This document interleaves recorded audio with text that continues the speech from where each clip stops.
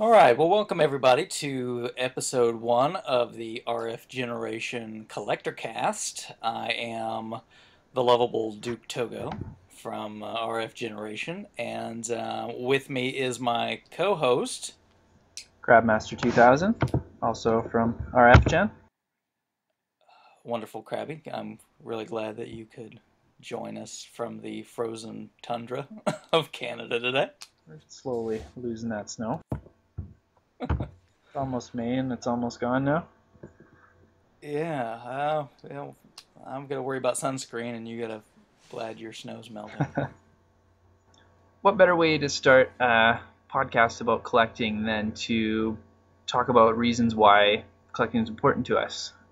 With the focus of the site being on the database and just collectors getting together to chat through the forums, we thought that would be a great way to start it off. Yeah, and I mean, I don't know about you. As I've gotten a little older, Little. I hate to say this, a little. Thanks. The Yeah, I am the elder of the two of us. I should maybe mention that, although I'm sure he'll mention it more than enough times I later. plan to make that perfectly clear throughout the course of this. Yeah, so let's just say I'm the experienced one of the two. But I mean, as I've gotten older, I hate to say this, but it's become easier to collect than to play. I Does that make any sense? Absolutely, yeah. I hope to get into this in a future podcast. But yeah, like you've got family pressures, work pressures, and stuff that you can't just play like you used to when you were a kid. So the collecting kind of takes over. I think we've all, at least anyone over 25, I guess, has felt that in some regard. Yeah, yeah. And like you said, I'm sure we'll get more into that. But yeah, that's one thing I really like about RF Generation, and is just the quality of the community when it comes to collecting and the tools that are available, and being able to go in and say, oh, hey, this isn't in the database. I'm just going to submit for it, as opposed to other websites where it's like, hey, is this stuff going to get added? I don't know. Maybe. Never. Who knows? Yeah, I've found that in a few other forums. People don't seem to quite understand the collecting mentality, especially with games, as opposed to other things, because most people play them, right? They just don't. They can't link the two together, where the collecting can be as enjoyable as the actual gaming.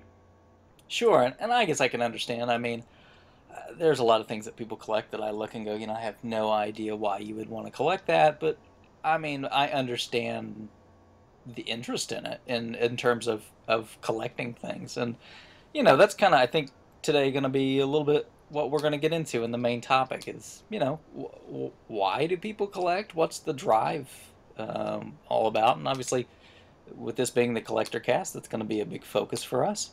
Absolutely. Well, I would like to kick things off by talking a little bit about some of the nice collecting pickups from some of the users over on RF Gen. Yeah, there's been a lot of really good ones in April here. Yeah, I mean, some pretty nice pickups. First one I noticed, like back from early April, PWP Cody had picked up a car only Bomberman 64, um, the second one.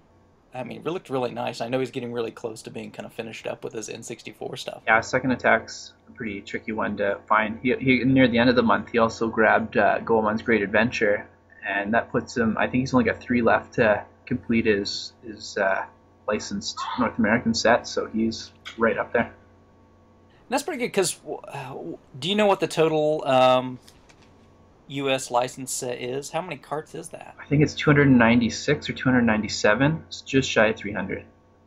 Okay, so definitely what about half, maybe a little under half the regular Nintendo, and Super Nintendo is probably what, a little higher than the regular Nintendo in count. Yeah, I think the Super Nintendo's a few over 700. I guess that's the fate of the N64, but definitely a good system to collect for. Absolutely.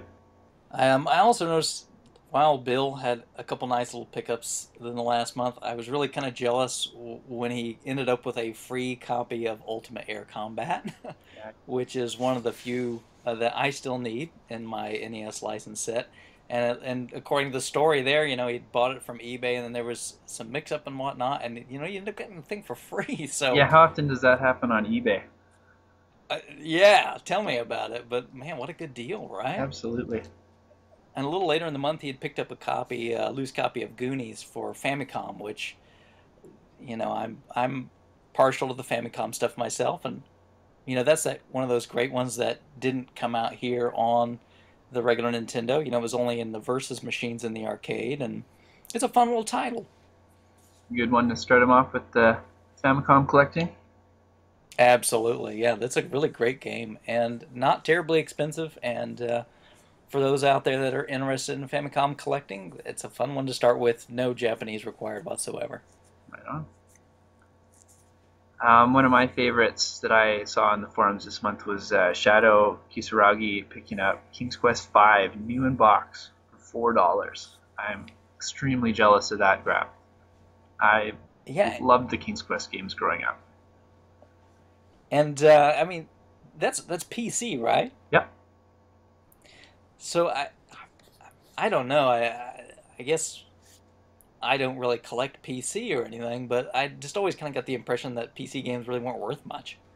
I don't collect PC either. I don't even play PC games anymore. That's just one series that I used to when I was a kid. I'm very nostalgic for that one. And since it's new in box, it's a really good deal at $4. But like you said, I don't think most PC games are worth a whole lot. Yeah, yeah. I just pass them by. I don't even bother to look, but it's pretty cool. I'm sure it's a fun little game to have on the shelf. Absolutely, yeah. I would love to have one over here if he's ever looking to unload it. Hint, hint. I also saw Sir Psycho got some pretty nice little pickups. I mean, he had a nice little set there that I looked at, and I was kind of nice to see the Xenosaga 3. That's I've got 1 and 2. I don't have the third one yet. Haven't ran across a copy, and that was definitely a nice one to find to kind of complete that little trilogy. Yeah, and he's got that nice photo up with Xenogears, the three Xenosagas, and Xenoblade all together. Looks great. Yeah, yeah, definitely. And he had picked up a couple other things that were in there too. CDI. The Yes, CDI pinball. It's not the most exciting game, but it's not often you find CDI stuff locally. That's true, and it's not like, let's be honest, it's not like there's a lot of fantastic CDI stuff, period. So, Yeah. And he grabbed a few cool guides too for games like a few of the Zelda games, Legend of Dragoon, Dragon Warrior 7, Suikoden. Some pretty good guides there. yeah, I still need to get a copy of Dragon Warrior 7. That's the last main title that I don't have. One of these days. Not too hard to track down, I don't think. Oh, no, no, I hope not. I've heard it's probably one of the lousiest ones, but I guess, I'll let somebody else correct me if I'm wrong. Yeah. I don't know much about the series to comment on that. I like them. I mean, it's a fun little series, but, if that's your kind of thing, I suppose. I've yet to explore it, but it's definitely on my to-do list. I would highly recommend that you start with the Game Boy versions of 1 and 2 and 3. Unfortunately, then I'll probably be starting with the NES ones, though. I've already got them ready to go. Whatever you say. They just improved a few things, I think, on the Game Boy releases, but Fair enough. that's alright. I'm sure I will be entertained by your videos. Yeah, 40 hours of Dragon Warrior is going to definitely be entertaining. And what you got some nice little stuff yourself this month, right? I did. I got to fill in a few wonderful holes in my NES collection. The Teenage Mutant Ninja Turtles Tournament Fighters, which I got shipped for free since there was a little mix-up with the eBay shipping. Yeah, I grabbed a cheap buy it now, and the guy shipped it out really slowly, and eBay ended up refunding me the full thing, and then the game showed up a few days later, so I paid him back for the game, and he said to keep shipping. What a deal. Yeah. Also grabbed Dusty Diamonds All-Star Softball. Which I see that you've already played through, right? Yeah, it was fun. There's some definite flaws with the infielding, but really fun game. Really neat how all the characters have obviously different stats. Most games it's a lot more subtle than in Dusty Diamond. Yeah, certainly. Yeah, those two both came from online somewhere, but I got a few local pickups too with Bucky O'Hare, which I wanted to play for a long, long time. Romance of the Three Kingdoms 2, which who isn't looking for that one when you're trying to finish your NES set? Yep, that's one I've still got on my radar I've got to find. Next, And the tournament fighters. well, if I find doubles, they'll come your way. Wonderful. Thank you very much, sir. And if I find some things for yours, I'll add it to your stack. I also had a friend of mine who he collects a little bit. He was going to sell some stuff, so he brought some things over and dropped off a copy of Spiritual Warfare, complete in box for the Genesis. It's a really, really cool title. You don't see too often on the Genesis, especially in really good shape like it's in. Yeah, and you know, hey, you can save your soul by playing a Sega game. Sure. Exactly. Yeah. So do you? Sorry, what were you saying? I was gonna say, so did it help you feel full of the Lord? Go I don't ahead. even Go ahead. respond to that. I'm just gonna move past it. Lord, I gotta love. What is it? Wisdom Tree. Yeah. Good folks. Classy games there. I can't understand why they went out of business. The last interesting thing that I picked up this month were a couple of the old Nintendo Power guides for Super Mario Bros. 3 and Final Fantasy. I did a little trade for some crappy NES cards for those, and quite happy with that. Yeah, very nice, very nice. Wonderful.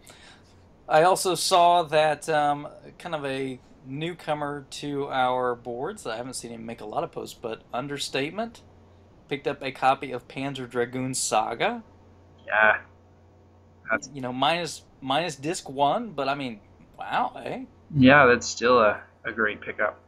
Definitely. What a way to start off his posting here. Yeah, I know. It's like, let's bring out the big guns right away. I will have to say that is a really, I know everybody gushes over it, but it really is. It's a really very great game. I would, you know, I don't know if I would spend the $250 now, but I'm glad I bought it new when I did. Yeah, I wish I could say that I've played it too. I made an offer on Wild Bill's copy that he's trying to sell for his friend, but unfortunately it got too rich for me pretty quick. That's you know, that's it. I can understand that. So it's a tricky one to find. I remember back when I bought mine. I mean, I had to, you know, mail order the thing through Sega. I mean, you know, they didn't sell it in the store. I didn't know that. I think they did a later run where they did sell some through the store, but their initial run, no, you had to call Sega and order it directly through them. I think it was $90. Not a bad deal nowadays. No, but I mean, back then, you have to think, you know, boy, plunking down that much money for a Saturn game, that was a little tough to swallow, but it was worth it. Very, very good game. Well, it's not too out of line. Some games were up in the $70 and $80 on like the Super Nintendo cartridges. Oh, and Sega too. I think I paid. I bought Phantasy Star 4 when it first came out, and I want to say that was like $80 or $90 too. Yeah, I'd believe it. It was a really big cart, but well worth it. Again, another game that's really fantastic. I can't gush over that game enough. Another one that was another recent find was Shaboni grabbed a few games, but the winner in that lot was Pikmin 2 for $5. That's a smoking deal for a really good GameCube game. I saw that and everything was kind of funny in the comments that like the first stuff was like sell it now. Yeah, everyone's looking for him to spin it around, but I'd hold on to it. So do you think though with them releasing the new Play Control version that You know, if it was you, would you sell it? In most cases, no, but in that one I might because I loved the new play control Pikmin 1. I actually did sell my original GameCube copy over to keep the Wii one just because it was like a different game with the better controls. Yeah, I'd flip it in a heartbeat. Yeah, if it was like Mario Power Tennis or something like that, I would keep the GameCube one over the Wii one. Yeah, I'm hoping still one of these days to run across a decently priced um, Twilight Princess for GameCube. You still can't find them up there? Oh, I can find it. It's just I have to pay twice as much for the GameCube one as for the Wii one. Really? That's what I meant. I meant to keep finding for a price because they were up here for 10 to 15 bucks for quite a while. For the GameCube? Yeah, yeah. Everybody around here wants twice the Wii version because everybody knows that's the better version is the GameCube. I actually haven't even played my GameCube one. I've got both the versions. I played through the Wii one when it was brand new and never touched my GameCube one. Uh-huh. Well, I'll find it one of these days. I waited around long enough to find a decent Eternal Darkness deal, so. That's a good one. What else do we see? There's Dougley 007, got a nice ColecoVision lot. Said he got, you know, the expansions and everything with it, and a nice big lot. Yeah, Pretty good. up here it's very rare to see anything pre-NES, so that kind of stuff's really cool when I see that on the forums. Do you have a ColecoVision? I do, yeah. I've bought the only one I've ever seen up here. Wow. You have many games for it? I've got about 10 games. Yeah, probably most of the commons, I'm sure, right? Nothing too crazy, yeah. One of my step brother-in-laws, he was a big Coleco nut when he was a kid, so he sent me a few games for free, like Euphoria and Burger Time and stuff, things that he liked playing as a kid, just so he could play them when he comes to visit. That sounds like a good deal. Yeah, I got no problem holding on to those for him. I also found a couple little odds and ends myself and during the last month. Do tell. Um, Picked up some nice little Famicom stuff. I frequent Famicom World. I usually don't have a lot to post because I'm not as well versed in it as a lot of people over there, but there are some good sellers over there, and one of them, Sensei Man, posted just a couple times over on RFGen. I think he's started to kind of dip his toe in the water over there, but I picked up a few. I picked up Cosmic Epsilon. There was Tetrastar, which is Tetrastars and Cosmic Epsilon are both kind of like that Space Harrier kind of perspective kind of game. Okay, right, right. So that's pretty cool to see. Joy Mech Fight or Joy Mecha Fight, however you want to say that. That's a cool little fighter. It's kind of like the fighting characters are broken up into like separate sprites and whatnot. It's pretty cool. Japan only Nintendo release. Haberike, or I certainly won't even try to know how to pronounce that. But that's the Japanese version of Euphoria, which came out in Europe but never got a release here. And you know, some other odds and ends. I picked up a few other Famicom games. Ran across a couple Game Boy Advance Pokemon and some other Game Boy Pokemon games at a pretty decent price. Yeah, those are always good, good trade items or just good games to play. And then of Series. And then, of course, my hoarder friend that I made this month. For those that may not read thoroughly, there was a guy that had posted on the local Craigslist and had, you know, just a big lot of regular Nintendo carts. So I had messaged him back and forth and kind of got a decent deal, and I met him and talked to him for a minute, you know, and kind of found out. He kind of let me know that, you know, he had this huge stash of these things. I can't imagine. I would never want to go to his house. He asked me to come last time to his house, and I went no. But he kind of indicated he was a bit of a hoarder, and he just picked up tons of this stuff, and had to let some of it go to pay some bills. But obviously was not thrilled about doing it because he's a hoarder.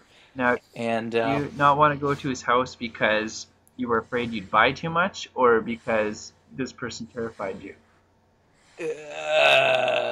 let's go more towards the latter. I mean, when you talk to him, he seems to be an okay guy, but I can definitely tell there's something a little off. I mean, I don't think he's a bad fella, but maybe hoarders are a special breed of folks. I don't know. I just mean the fact that I would be afraid that it would be like one of those houses on TV where you can barely walk through it. You know what I mean? Right. Turn the wrong way and you'll knock a pile of something over and never be found again. Right, right. That was my thing. I mean, it's not like he was dirty or weird or anything. It was just I thought, I kind of don't want to see. So I let him know. I'm like, hey, if you have anything else like this you want to get rid of, send me a message, let me know. And we did 2 more deals during the month, and I mean, just we're talking box loads of stuff, and it's not some bad old items there and whatnot. So I was pretty happy about that. That's padding out my trade list pretty well. Definitely, sounds like a good connection to have. Yeah, because you saw him, what, 3 times already? 3 times, and I said, "Is this it?" And he's no. So I'm like, well, okay. Because the first round, I mean, it was like almost 50 NES cards the first time. And then I don't know, there was probably another 15 or so of those. There was probably 30 Super Nintendos. I got quite a few systems off of him. I mean, we're talking a pretty decent amount of stuff. So I've been pretty busy doing some cleaning and getting that stuff ready. So wonderful. Fantastic find, yeah. Anything else that you saw that you'd want to talk about there? No, I think that was it from the forums for me. Wonderful. Yeah, me too. Great month, everybody. That's one of the parts of the board that I do enjoy looking at most, is kind of what everybody picks up and the great deals that they get. So absolutely. And it seems like in the last little while, people have been more on board with posting pictures of them too, not just text. So it's been really great to look at them all. Yeah, so keep posting stuff, guys, and as we do more of these podcasts, we'll be happy to highlight those, and maybe you'll get to hear your name batted around a little bit.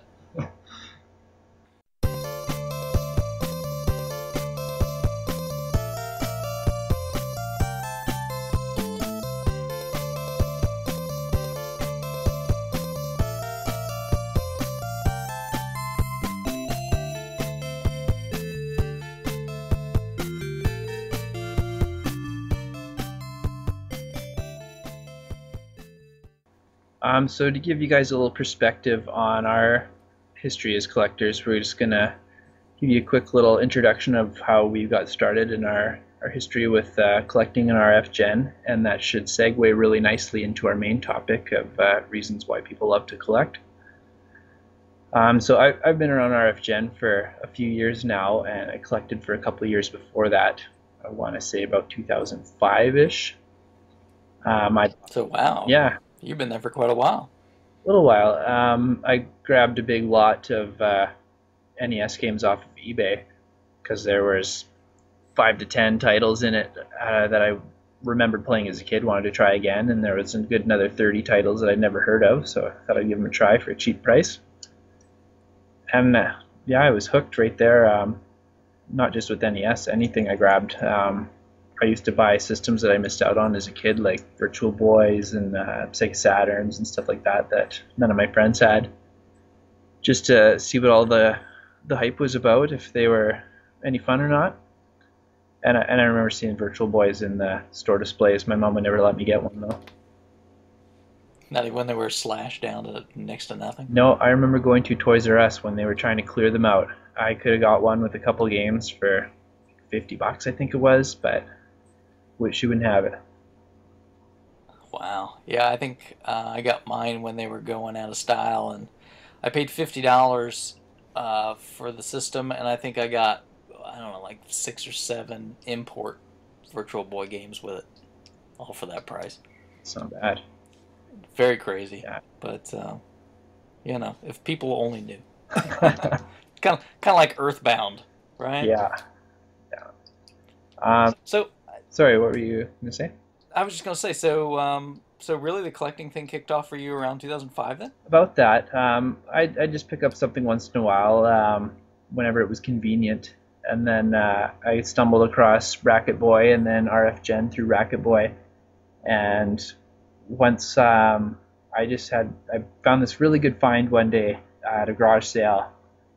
I got a complete in box NES system, complete in box Sega system, and about half a dozen games for each one of them. And I remember, I think I paid $20 for it, and I posted that on the forums, and just that little bit of praise that like two or three people said, like nice find, good pickup, that kind of stuff. I was just addicted to posting my scores after that. So that's when I started going to yard sales like every weekend, going to pawn shops, doing trading online on the forums, and really, without finding RF Gen, I wouldn't have started collecting like I had for quite a bit longer, I don't think. What is your total up to? Do you know? I just a couple days ago passed 1,200 different games only, not including hardware. Fantastic. Yeah, That's pretty impressive. it's slower than some people, but it's chugging along nicely, I think. That's all right. Quality versus quantity, right? You bet. Well, I mean, for me, I mean, I've been playing games my whole life.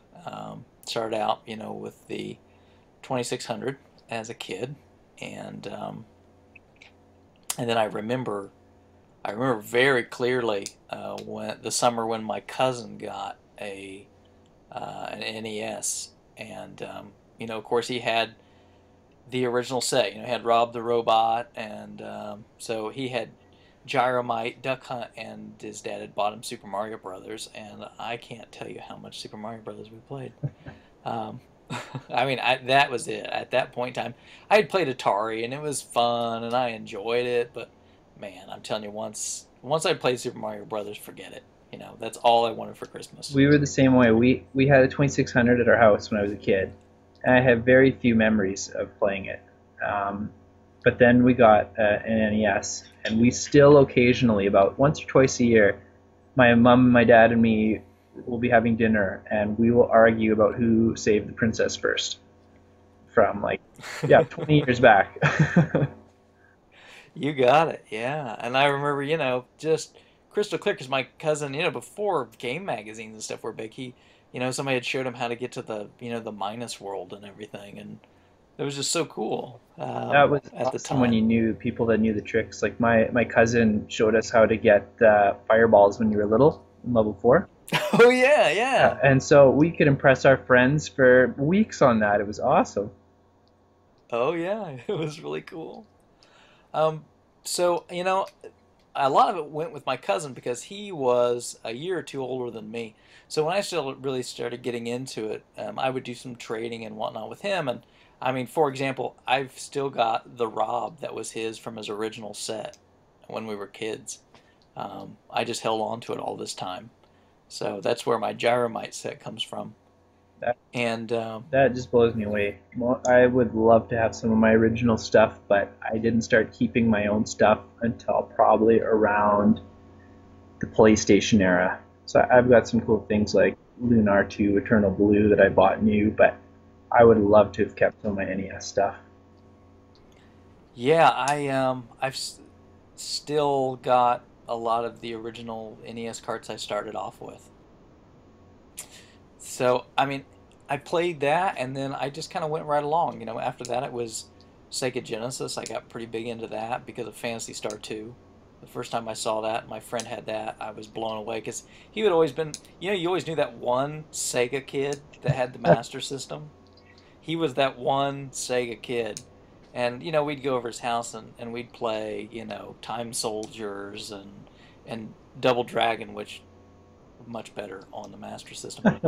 But then when it first came out, he had the Sega Genesis and he got Phantasy Star 2. And that was it. I was done. Again, it was like, oh my gosh, I've got to get one of these things.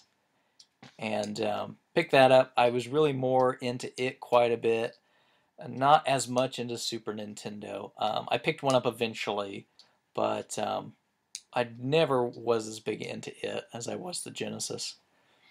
After that, I kind of went through that same cycle again quite a few times. Got the Saturn on release on that crazy $400 release, and was a big Saturn guy for quite a while, and picked up a lot of quality titles. I mean, as I mentioned, I bought Panzer Dragoon Saga when it was new. Most all my Saturn, not all, but quite a few of my Saturn games are from then.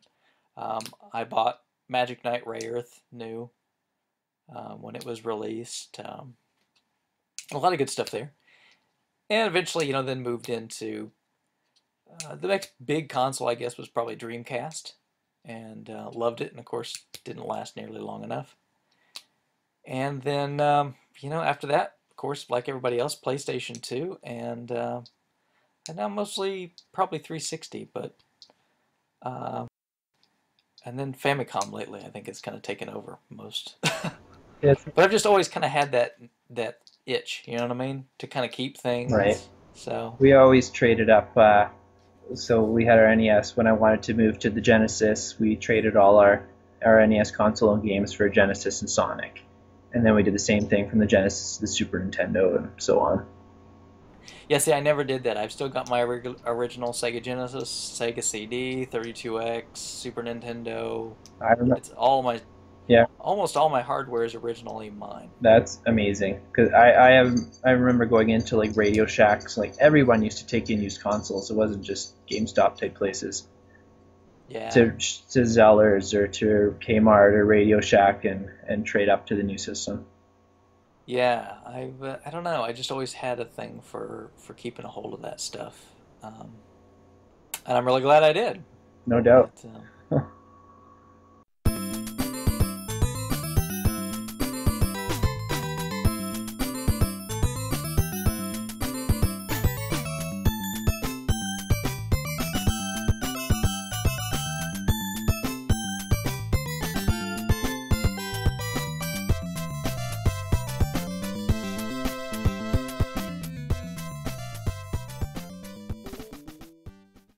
But I guess that's my rundown, a little bit of my history, and I guess as we've been kind of mulling around a little bit, I mean that really kind of gets us our main topic for this that you never got to see, and it's like somebody just invented all these new games and said, okay, here you go, take a look.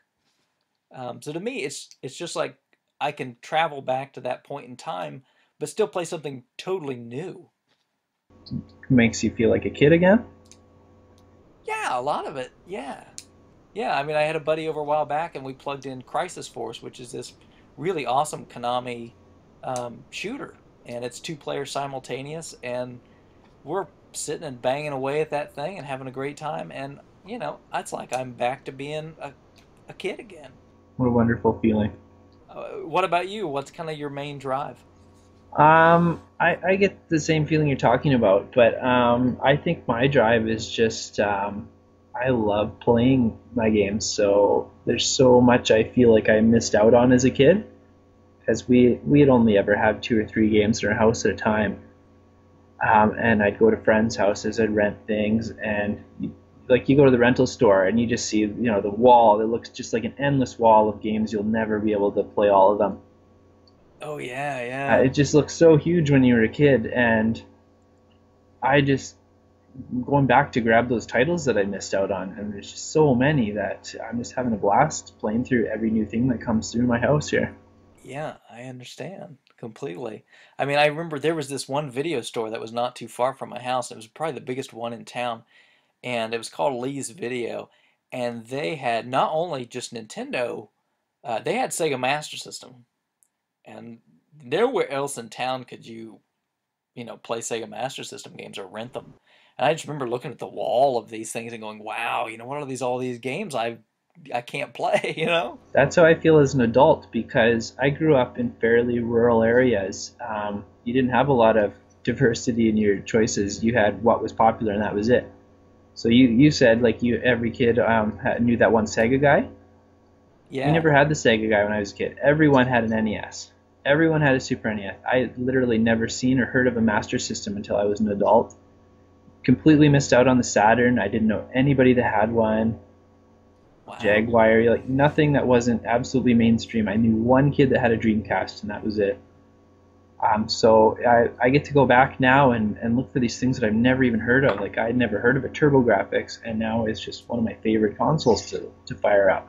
I guess I don't have a lot of frame of reference for that because I was so, I don't know. I guess I have to admit it, I'm nerdy as a kid. I mean, I would snap up every video game magazine I could get. I would read up on all this stuff, and um, I mean, heck, I even went to the Consumer Electronics Show like in '92, and got to see, like Sega CD and stuff before it even came out. So yeah, I remember Um, reading about these because same thing. I would when we go to the grocery store, I'd pick up the Game Informer, Game Pro, or whatever magazines were out, and I remember lusting over a Neo Geo AES for a couple years, and then it just kind of I never got to play one and never even saw one, so it just kind of faded from memory. And then now as an adult, when I have the opportunity to explore it, it's exciting. yeah, I can see that. I mean, yeah, to me, it like transports me to some other time, you know? And a lot of those adult worries and things that you have get to go away for a little while. I mean, another thing that's really interesting to me is I don't know if this is some sort of affliction or what, but I really enjoy when I get some of these games in, taking the time to kind of thoroughly clean them and kind of bring them back to a nice condition. Yeah, I'm behind you again. I do the same thing with mine. I actually enjoy like putting on some music or movie and just taking stickers off, getting rid of that guy's name that's been on there for 20 years. Yeah, I do that a lot. Yeah, I'll watch a show or something, and I'll sit down with a stack of carts, and I mean, I do the thorough thing. I take the rubbing alcohol and everything. I clean all the stuff off. I take the cart apart. I clean all the contacts and the inside. I put the thing back together. I mean, even junk carts that I even are gonna sell or trade. I don't know. It's just I don't always do it with my trade items, but I love doing it with everything that's going to stay in my collection. yeah. I mean, I don't know what that thing is, but it's almost like you can say something, especially some of these cartridges you may get or something. They're just grungy. You know what I mean? I mean, some of these ones I've got from this gentleman here lately, I've been really like, oh my gosh, what did somebody do to this thing? But really, once you take a few minutes with it, I mean, a lot of these things, if you just put a little time into it, almost look brand new. I actually learned that when I was a kid because I remember borrowing A Link to the Past from one of my friends, and I was riding my bike home with it in my pocket. And it fell out of my pocket into the mud, and then the back tire of my bike ran over it. Oh no! It was just disgusting. So yeah, I took it home and I cleaned it like crazy, and I gave it back to him. He never knew. I never told him. Well, you must have done a very good job. Yeah, it wasn't hard. Like kind of enjoyable. I wish I was a little better at sticker removal. I've still got some ways to go, and I'm learning more tricks. Um, but I'm still really kind of hesitant when it comes to stickers on cardboard. Stickers on cardboard, I'm okay with it. Stickers across labels sometimes that drive me nuts. I don't know if I should leave them or not. I do that too, and then sometimes I'm like, yes, it's coming off, rip, Yeah, you you're know. 3/4 the way through and then it screws up. And it's always like to me, I don't know why this is a pet peeve of mine, and it really makes me upset. And not like crazy upset, but I mean, I'm not happy about it. When you see like used games in stores and stuff will slap price stickers on like the back label on a Nintendo cart. And I'm like, look, do you see how much empty space there is on the back of this cartridge? And you had to put your price tag right over the label. Maybe most people don't care about the condition, honestly. But maybe it's just harder. Like they know it's harder to take off, so they don't have to worry about people swapping prices. Oh, it drives me crazy. I don't like it at all. There's lots Um, of the stores in town here, especially the rental stores. Instead of just sticking the sticker on the outside of like the PS2 case, they would pull out the insert uh, and slap it right on the insert. uh, That's worse than GameStop. Yeah. That's saying a lot. So I take it you don't buy from there. Well, actually, our last rental store is in the process of liquidating their stock, so we are almost without rental stores in town here. Yeah, that's not uncommon. I think most places are kind of, it's going the way of the dodo. We've got a few, but not a lot. Just in the last 2 years, they've all gone all of a sudden. I remember you were mentioning earlier about how after you kind of got started about yard sailing and stuff. So, I mean, it's got to be the same with you where sometimes it's just really fun to go out and hunt for these things. Absolutely. Yeah, the because of where I live, the garage sale season's fairly short here compared to a lot of other places, but it's still just as fun, I bet. It's a blast. Just you go through 10 places, you don't find anything gaming related, but then you just find that one that's got not even anything special. It's just some Super Mario Bros. 3 carts, and it's exciting to find them. Yeah, and then every once in a while you run across the one where you're like, wow, this is actually a find. Yeah, And I don't know, I don't know if anybody else shares this feeling either, but sometimes I almost feel like obligated to like rescue some of these things from these yard sales. um, Does that make any sense? I've heard you mention that before. I don't have that same feeling. If it's something that I don't need anymore, or it's not enough of a good trade item, like I can't profit enough off of it, I'll leave it in the hopes that there's someone 10 minutes behind me that's going to enjoy it also and going to have that same thrill when he finds it. And see, I have this other completely opposite fear that they're not going to get sold and they're just going to dump them in the trash or something, you know? That just means the one you've already got is worth that much more. Then it's one less than. See, I look at it as maybe there will be somebody else that I can trade or sell this to that would appreciate it. Sure, I can see that. Maybe there's a fellow collector out there that would really enjoy that copy. You know, even the comments. I mean, I can't tell you. You run across a lot of Super Mario worlds, but I still never have much trouble getting rid of a Super Mario world. I've got to say, I do appreciate people doing that because, like you said, you've got a big stack of games waiting for me. Single Banana's got a stack of games waiting for me. Wild Bill's been helping me out. Like, I benefit from people who see collecting like you do, who pick up those things for other people. Yeah, and I really, really appreciate folks. I mean, you found a game for me. Single Bananas found quite a few. Wild Bill has helped me out with some titles. Shadow Kisaragi, I got a big lot from him not too long ago. I mean, that to me, that's a big part of collecting and being on the site. Period. Yeah, it's a great community. That's like I said. That's when my collecting obsession really like exploded, was finding RF Gen. It's because I've got people to share this passion with. It's not just me doing it like that hoarder guy that you know. Yeah.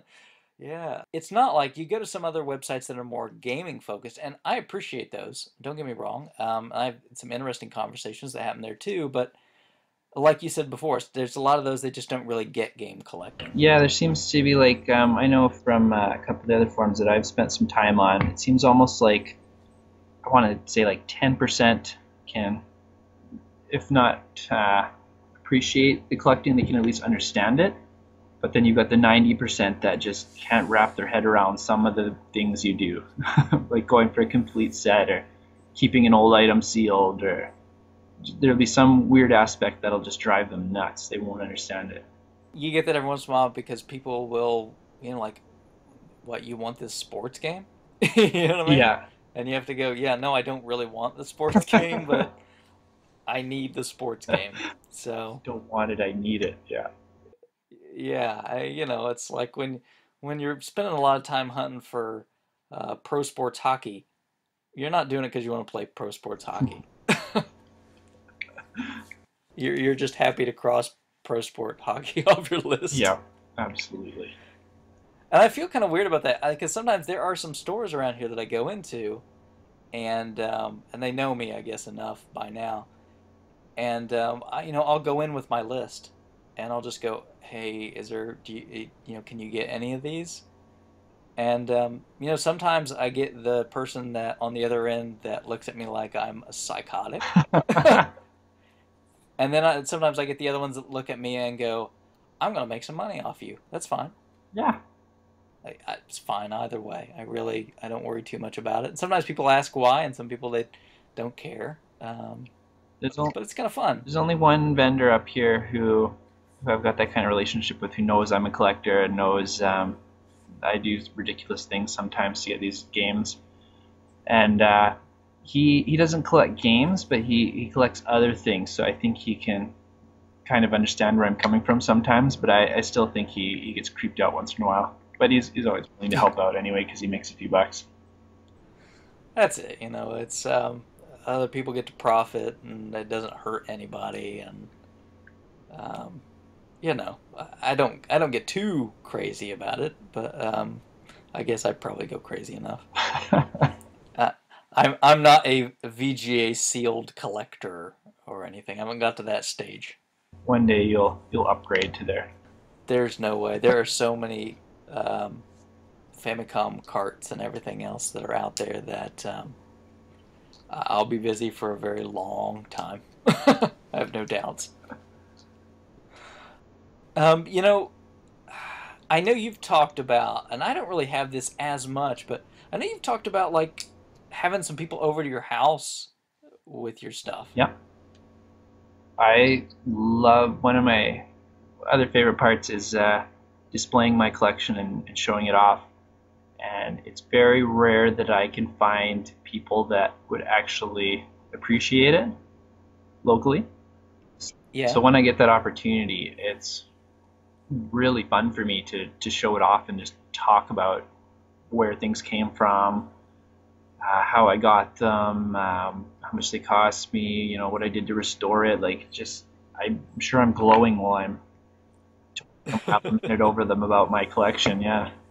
So the people that you bring over that see the stuff, I mean, do they get it, or do they look at you like you're a nut job, or? Actually, surprisingly, unless they hide it very well, most people don't seem to have a problem with it. They look genuinely excited. Like, do you have Contra? Do you have Zelda? Like, they're looking through it for all the games he used to play as a kid.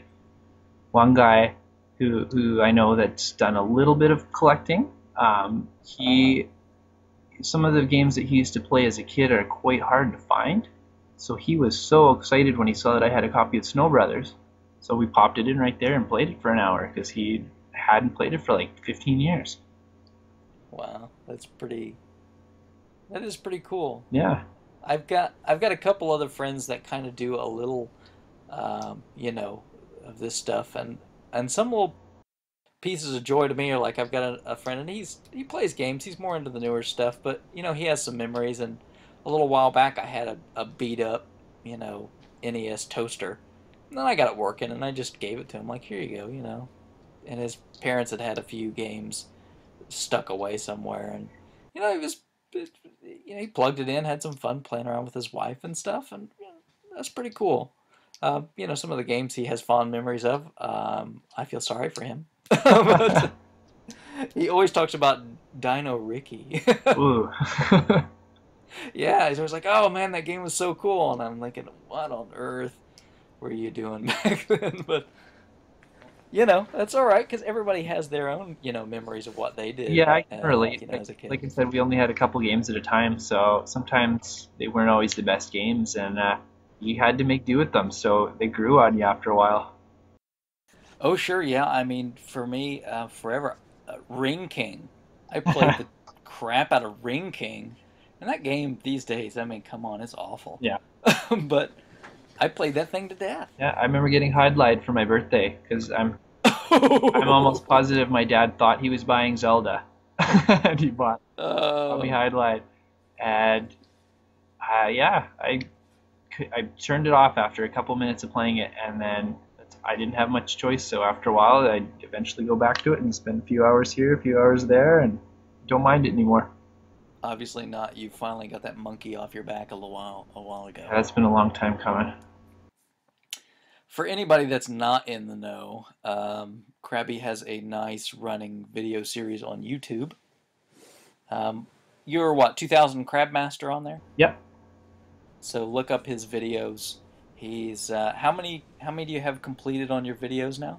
I've got 154 NES games done. I think I've got 2 or 3 more to upload, and I'll be all caught up. Very good. So if you guys ever want to see complete playthroughs of these games, go check his channel out. I mean, we did a few commentary vids just for fun, but it's kind of neat sometimes to go, especially for me, there's no way I have enough time to go through and play on beat all these games that he does. So it's really kind of neat for me to kind of go and watch a few of them and go, oh yeah, I remember this, and boy, he's a lot better at this than I am. That's another great part about the collecting for me is that I can interact with my collection whenever I want to. I can pop in these games I've never heard of that I never had any intention of playing just to see if I like them. I hear sometimes people will give this crazy, well, you could just emulate them for nothing argument, but to me, there's just nothing like the real experience. I tried to do emulation for about maybe a year, and yeah, like you said, there's just something about the experience that's missing. It's not the same. That's what you'll Yeah, notice if you watch my YouTube videos. They always start with the static screen because you're not playing an NES game if you don't hear static when you turn on your TV. It's just not, something's not right there. having the experience of sometimes the cart doesn't work first time, and you got to pull it out and you got to try it again. You got to wiggle a little bit, and then maybe you get the messed up graphics, and then okay, let me try it again. And when it finally comes on, you're like, yes. And then you play one level and the messed up graphics come back. Sometimes that's when you got to tear your Nintendo apart and kind of get it back and running a little bit. Yeah. But I don't understand that. I like you talk about, being able to go and hunt through all your carts and go, okay, there it is, and pick it up and plug it in and go, yeah, all right, I'm going to check this out. Yeah, and like I guess 2 weekends ago, I had a couple friends over. They're kind of into Nintendo, so I all of a sudden just remembered I'm like, I've got a four score. So we Wikipedia four score games, and I'm like, do you guys want to play some four player Nintendo? We grabbed my son, and the four of us started playing Gauntlet 2 just out of nowhere, just because it was there. We could do it, and it was a blast. It was so much fun. Gosh, I never had the second. Well, I've got the second one now, but as a kid, I didn't. I had the first one as a kid. I could never beat that thing. Oh, it was so hard. Wasn't there like 99 dungeons or something crazy? It's some crazy number, and they get so hard. And as a kid, I never had Game Genie. I'd heard about the dang thing, but the rental stores didn't have Game Genie. I didn't have one. None of my friends had Game Genie. So I had one you friend just growing up who always had a Game Genie for every system he had. so I had never really seen one of the things until I got a Sega Genesis, and then they got to be a little more common. But I'm kind of glad now because man, those things wreck Nintendos. They're very evil. When I fix Nintendos for people, I always tell them, no Game Genies allowed for that. If you really want to screw your games up, emulate them for codes or something. I don't know, but don't just play them the way they were meant to be played. Yeah, absolutely. This other weird thing that I've gotten into lately, and I think fills a weird niche for me with RF Generation, is doing the submissions. Oh yeah? So taking things that I've got in my collection that, there's missing information on, or there's not pictures or scans of some of these things. It's a lot of fun to kind of go, okay, well, I'm just going to put that up. And then when you go and look at it, it's like, okay, that's mine. Yeah. Yeah, I remember the last submission contest, punch in, just stuff in, yeah, and then I check the pages after, make sure my name's on there, and get some sort of Yeah, weird yeah. satisfaction out of that's my scan in there. Yeah, recently I've been going through the Nintendo section. I've been really trying to kind of fix and some variation tie-ins, and I'm kind of working my way through, and then I'm going to go and try to go and clean up, make sure all the Famicom releases and stuff are in there. But I mean, it's almost like my own little. I get to get into it, you know what I mean, and say, okay, I'm going to take ownership of this little section for a while and help complete it. Yeah, I think you might not feel it when you do just one or two things to fill in a whole new collection, but when you're taking a focus like that on a certain aspect, like you're filling in Famicom, like you said, it's like, yeah, it's like you're running the Famicom section, at least partially. Yeah, and that's it. I mean, and I that's what I really like about RF Generation is I don't have to be some staff member or master of this or that, or I don't have to ask permission.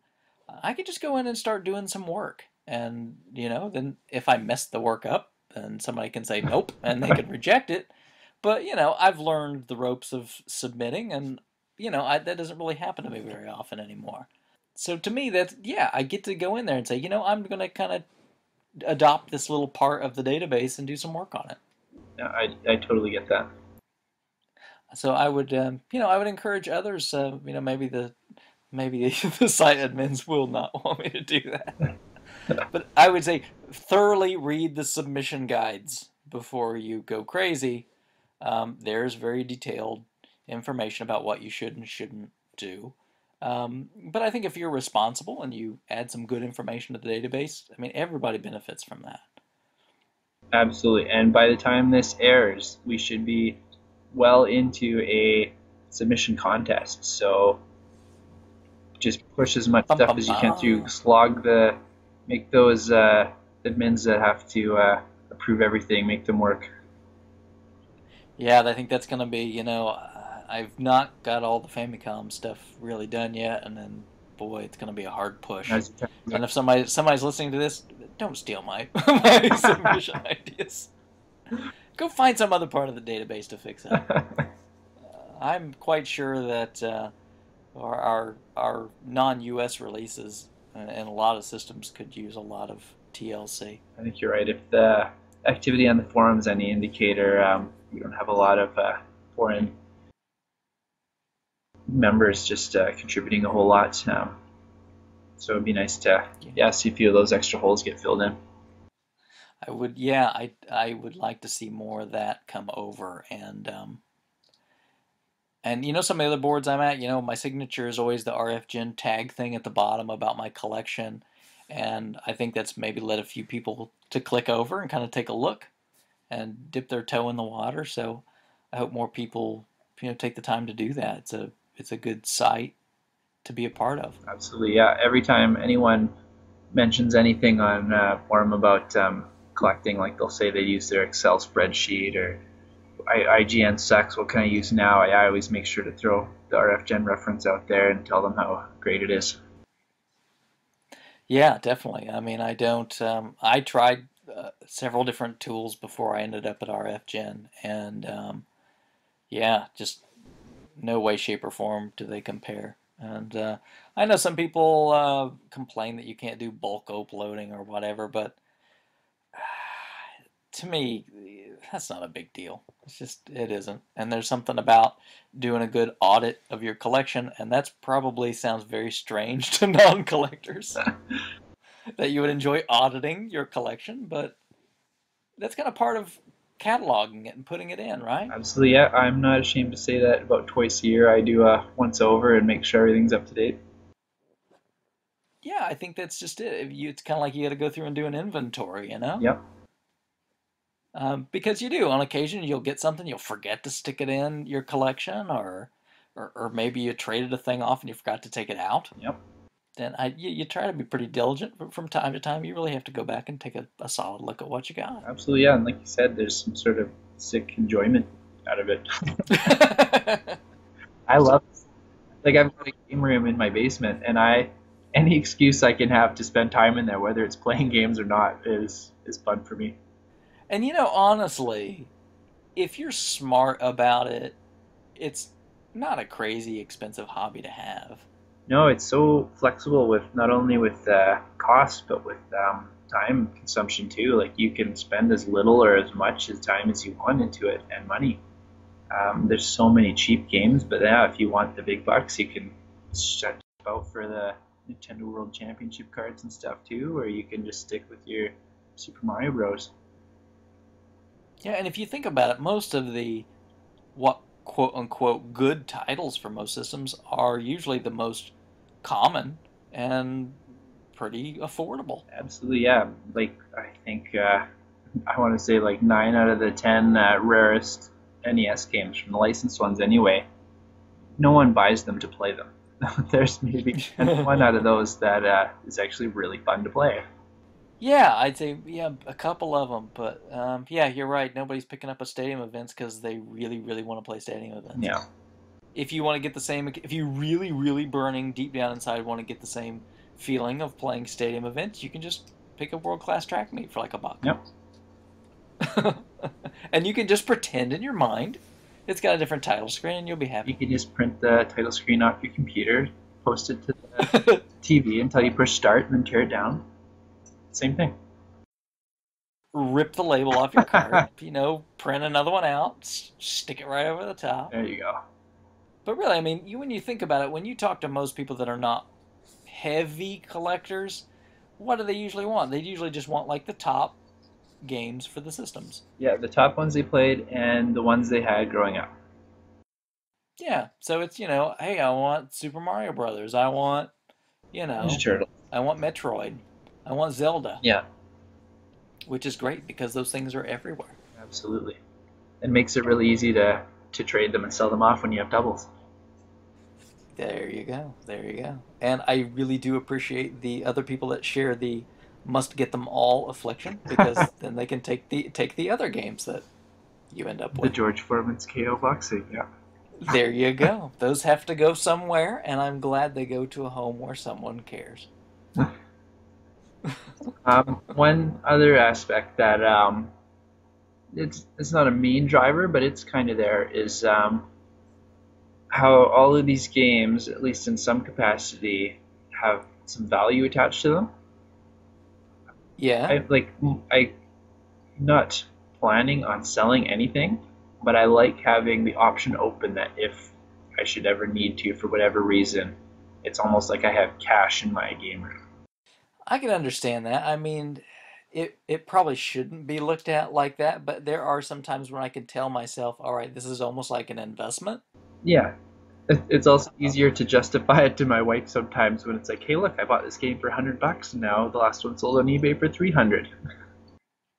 Yeah, well, and that's how I can get away with some things too, because I can say, oh, hey, yeah, I just bought this giant lot of games, but not only did I spend the money, I'll sell some of them off. It'll pay for the entire thing. Plus, I'll probably profit a little bit in the end. Yeah.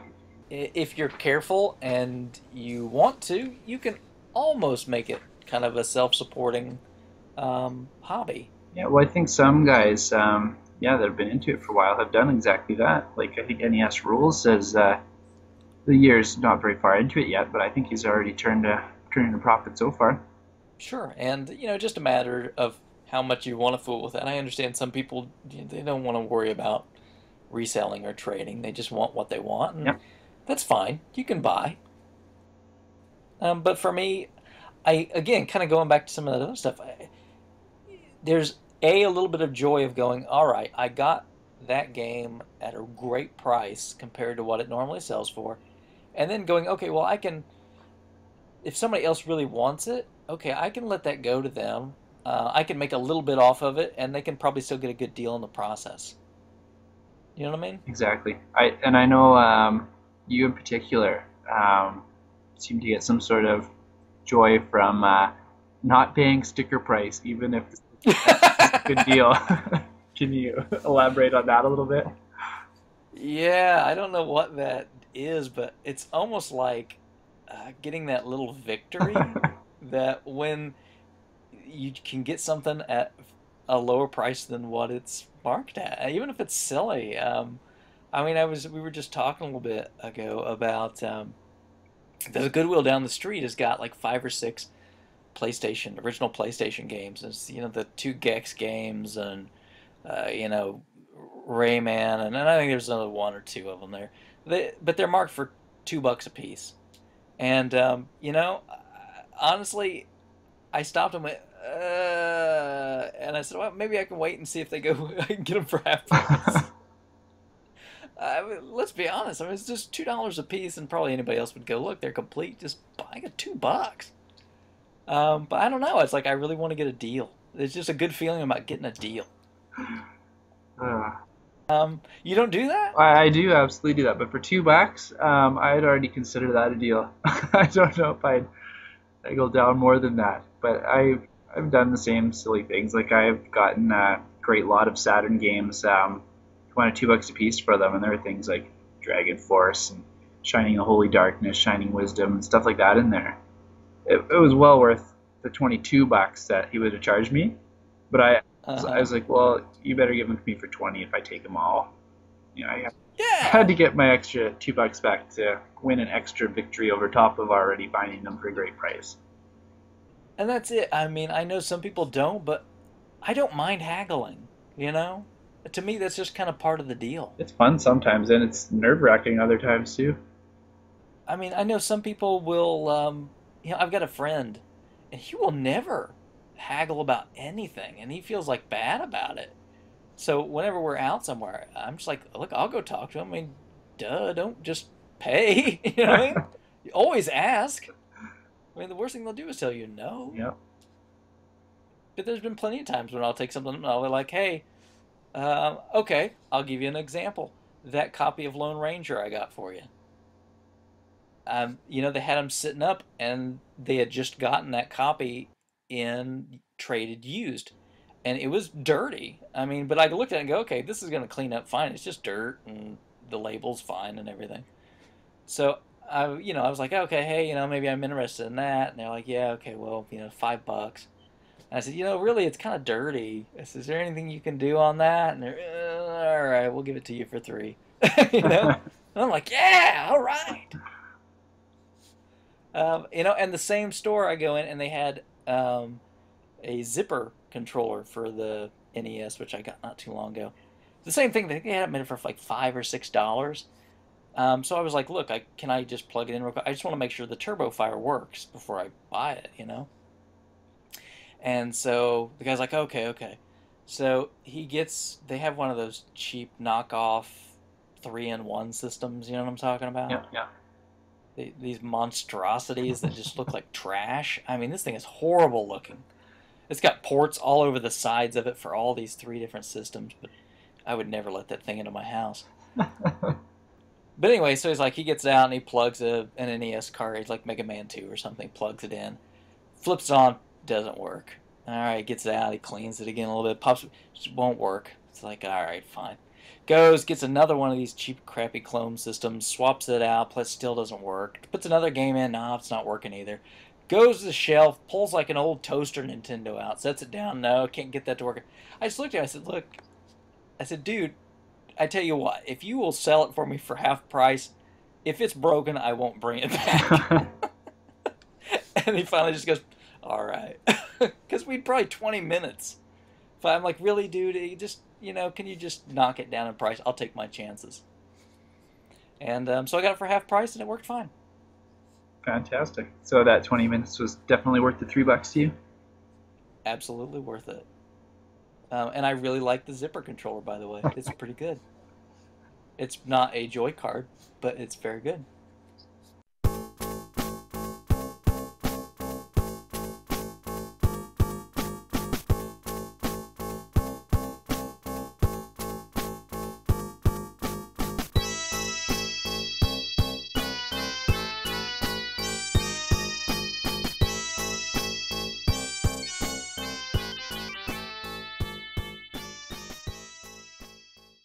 So, do you have any sort of goal or grail for your collection? What you want it to eventually become? Man, that's such a hard question. I don't. Can I be honest? I don't want it to end. I don't want to set an end point because then if I get there, what would I do? Don't get me wrong, there are some titles that I really want and will be very glad one day to add to my collection, but I guess I don't. I mean, do I want to get a complete, NES set for the US licensed? Yes. Do I want to get an unlicensed set? Yes.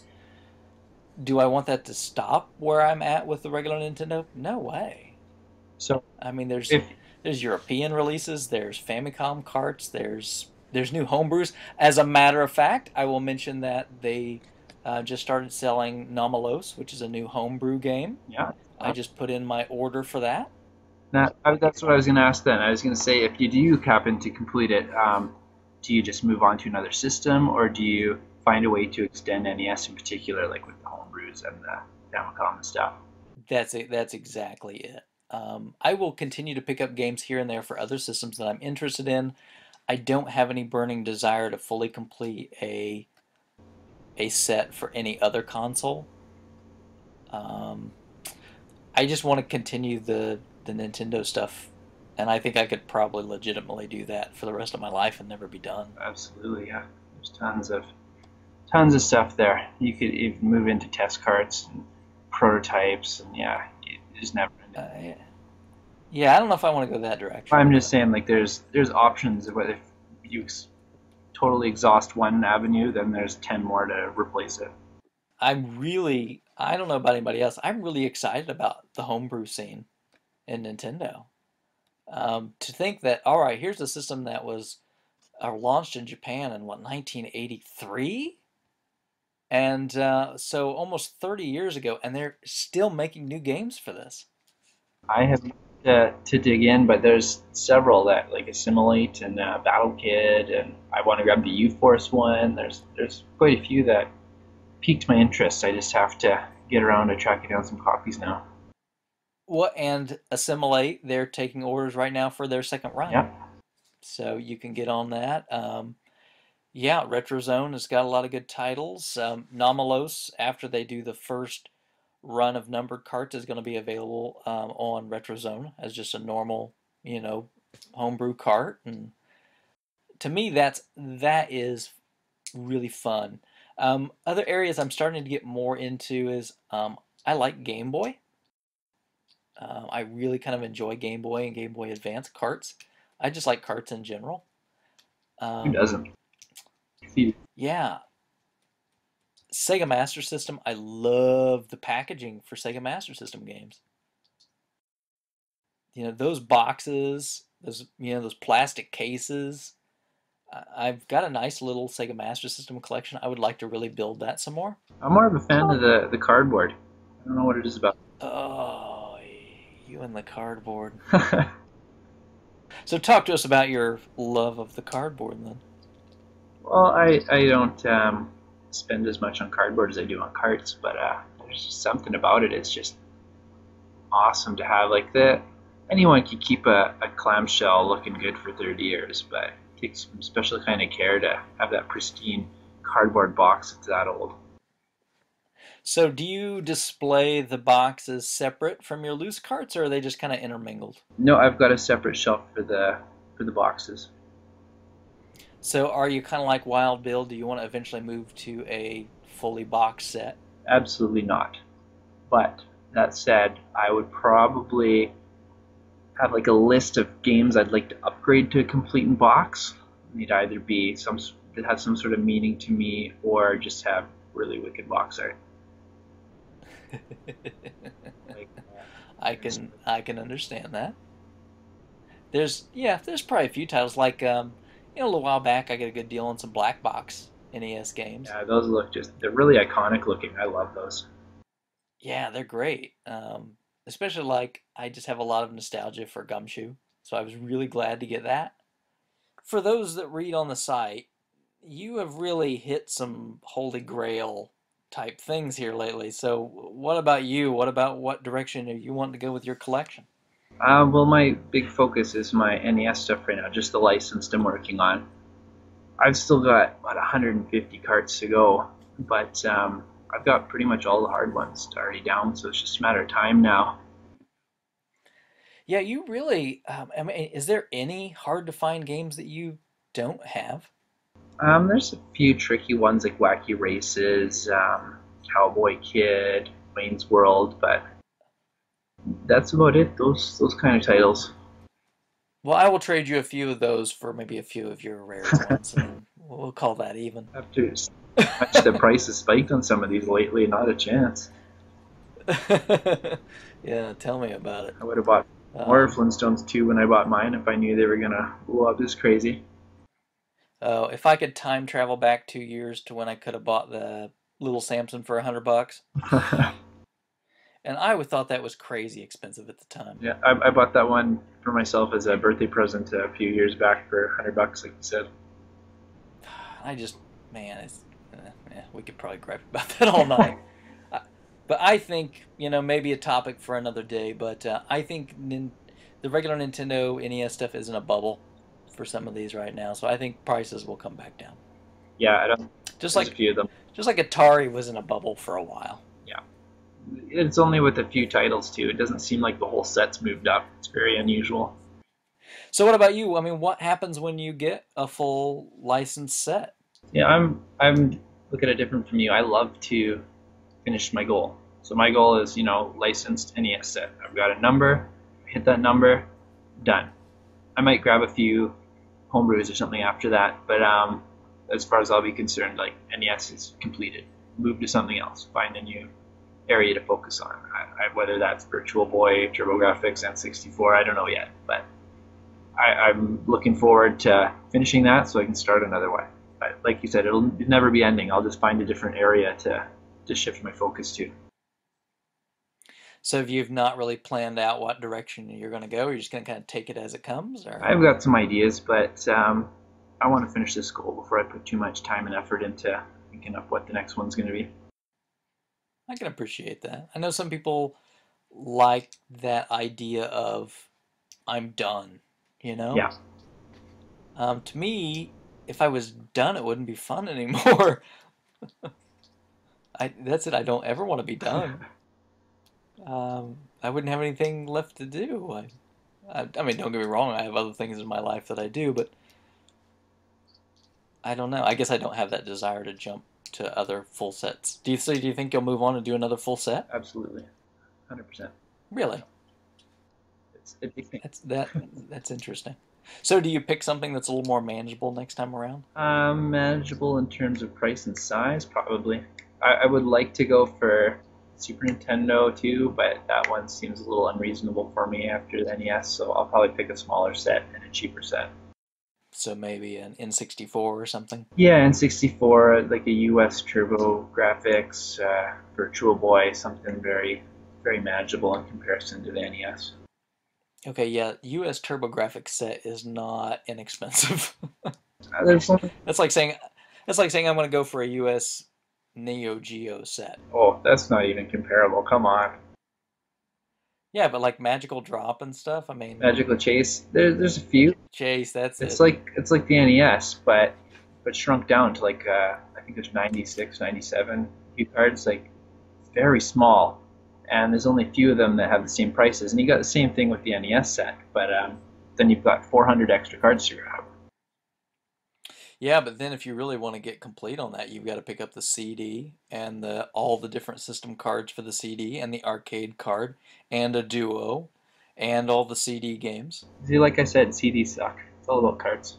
I'm all about cards, and I'm not a huge hardware guy. As long as I can play what I've got, I don't need all the variations and I don't need all the accessories. Oh, now see, I don't get that. I love hardware. I love it. I like having all the different models of consoles and things. I like having the different controllers, even the wacky ones sometimes. I just like finding the one I like best and then sticking with that one. Like, I would like I mean, I will keep collecting NES controllers. I mean, there's always seems to be a few of them that I've never seen before. Ah, And as long as I can get them at a decent price, I pick them up. so are you gonna expand into that a little more? You think you go for things like hands-free controllers and some obscure stuff like that? I don't know if I'll go as far as trying to locate a hands-free controller, because to me that's like I said, I don't have these definite goals in mind, so I don't need to get all of those. You get a million views for sure with a few videos of you playing with that thing online. Come on. If any of them still work, probably. I'm going to imagine most of them would probably need restoration before they would operate. You and Red McKnight can do some videos together. He'll be beside you with the Power Glove, and you can do the hands-free set and see who can finish like Teenage Mutant Ninja Turtles 2 with the most lives at the end. That sounds painful. No. Hey, I'm surprised by things like you enjoying the U-Force. So Blast. maybe, Let's not forget about that. maybe you and Red could get together. You could U-Force it. He could Power Glove it. You could see how it turned out. You could play some Ring King against each other. See who would be best. Maybe some pro wrestling. So thanks for listening to our first attempt at a podcast here. We hope you've enjoyed hearing about us gushing about our collections, and hopefully it wasn't too boring for you. Since it's our first run, any sort of feedback you can give us, negative or positive, would be greatly appreciated. Toss something up in the blog comments, on the board, shoot us a PM, however you want to get a hold of us. Please let us know what you thought and how we can improve it in the future. And remember to keep checking in at RFGen. Be active on the forums. We love to hear what you found, what you think, what your collection looks like, and always be submitting to the database. Keep making it better and better, because it's already amazing and it's only improving every month. Yeah, thanks everybody for listening. Really appreciate your time, and hopefully we'll get some good discussions going here, and be interested to see what you guys have to say. And there'll be a couple different places you can find the podcast. Of course, you can find it on RF Generation, which, in case somehow you listen to this and you're not from the site, is www.rfgeneration.com. You can also find us on Podomatic and iTunes. So please subscribe, and if you like what you hear, please rate us. And I'll also be posting the podcast to my YouTube channel, so you can search for Duke.Togo on YouTube and listen that way if you like. And appreciate all the feedback that we get. We look forward to talking to you folks again here next month.